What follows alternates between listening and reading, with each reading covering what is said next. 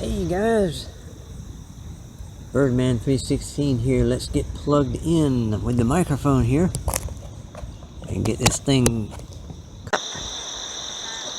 Alright, let's get like that. Okay, here we go. We go get the radio now and get this bird in the air.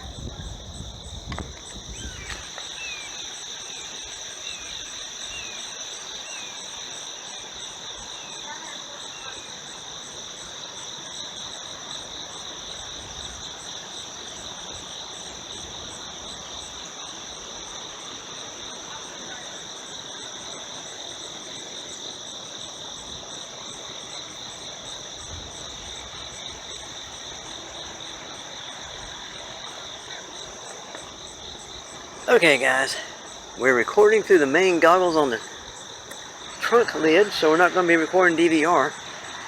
But we're not going to be messing around, we're going to get this thing in the air. Here we go. Alright. We're flying the Voodoo. This is the one I want to give Chris Riley a shout out because he's the one that fixed this with the 30x30 stack. Now he's not the only one that needs to get a shout out. The original person that built this thing was Chris Justice, MD95 TSI. But both those guys deserve a shout out, a major shout out. Check it out. A little bit of freedom there. Now there's a story about this quad here. Let me show you guys something real quick. I'm going to go over this way here. I had to do something yesterday. I had to go, whoa.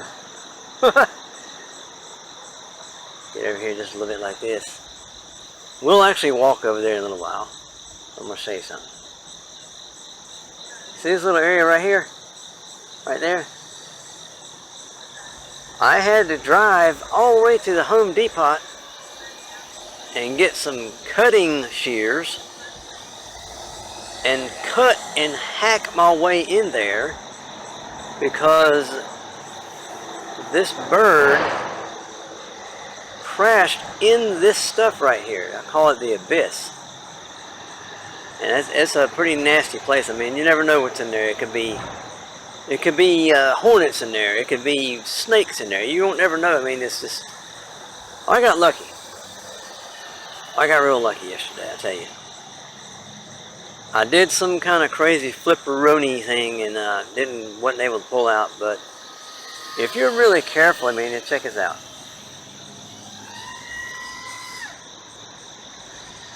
If you're real careful, you can do stuff like that.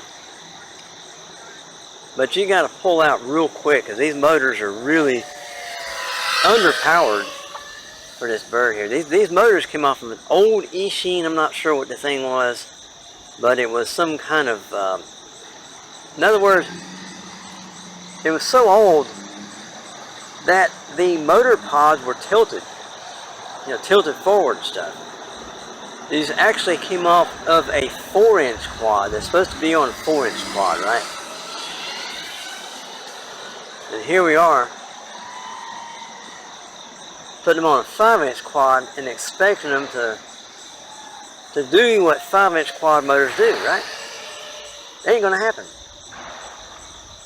Now you can take these motors and put them on a lighter quad, like a 4-inch quad or whatever like that, and they should be just fine. But, I mean, we're asking these motors to do a whole lot here, guys. So I'm just gonna chill fly a little bit. I'm gonna come around this way here because we are past 3 minutes. We're gonna go ahead and land this thing. We're at 14.9 volts. We're gonna land and I'm gonna take you down there and show you exactly what I had to do to get in there to get this bird out of the thicket. Okay, we're gonna come on like this right here, a little closer here.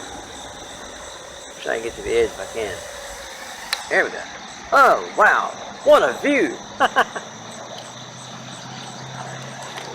Guys, I will be right back. Let me go get the bird. But for right now, I'm going to tell you guys, I hope everyone has a wonderful day, a wonderful night, wherever you may be. This is Birdman's B16. That kind of rhymes, sort of. Sayonara. Here we are, we're back. We retrieved the birdie. She was right there in the grass. And yes, there's dew on the ground. Look at these props. Look at these props, yes. They're all wet. And underneath the quad, of course. But it's all good, nothing got hurt. We had the Andor A9000 on here. Recorded the footy. Now, as promised, guys, here we go. Let me show you what I had to do and where I had to go to get that thing out of there. We're walking through the thick grass here. They need to mow the yard, man, you know? I had to go to Home Depot yesterday and buy some cutting shears and got some gloves so I wouldn't get blistered up and whatnot. Now, this here is a path that I cut to get to my bird. Now, before I cut this path, it looked like this. I mean, I could not see the bird until I spun the props just a little bit. And I've seen some pink and green props spinning in there. We're gonna take a little wade through here. And I'm gonna show you guys. Had to cut and cut and cut, hack and hack and hack, cut some more and hack some more and cut and hack, cut and hack. Finally, right there, just past that little branch thing, right there. She sat right there. And like I said, everything looked this thick before I started hacking away at it, cutting, hacking. But I'll tell you what, guys, those shears and those gloves run me about 30 bucks, but spend 30 bucks to save 200, yeah, all day long, no problem. Man, look at this grass. Wow. Man, look, take a look. They need to get the bush hog out here, guys. They need to get something out here and mow this thing, man. Shucks. It's high out here. It's high. I wanted to get the gimbal out to do this, but it didn't happen this time, but it's all good though. But look at that sky though.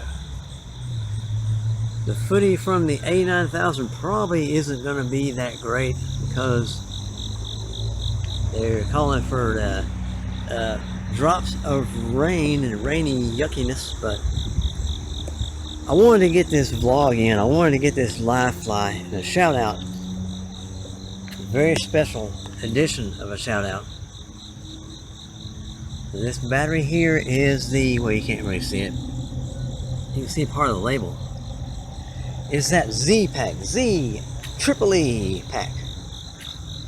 1300 milliamp, 120C.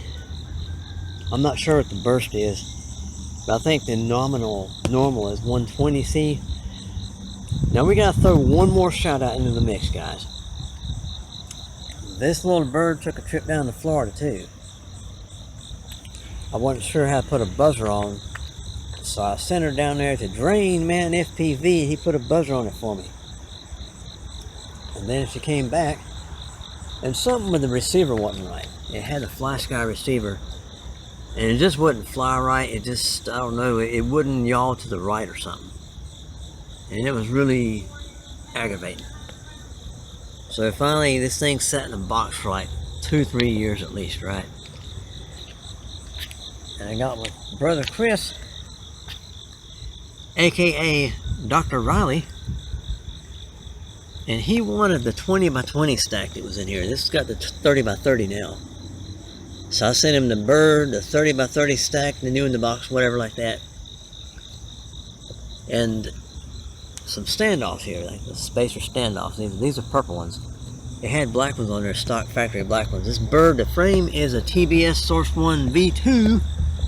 So Chris, he put another receiver in it, test flew it, and it worked.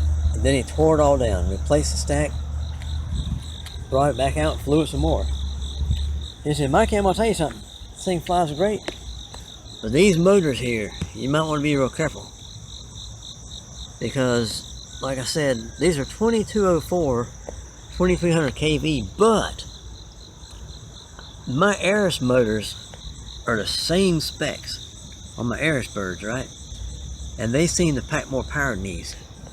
So these motors here are gonna have to stay on here a little while longer, because right now I was broke and I just gotta wait till payday to get me some more motos.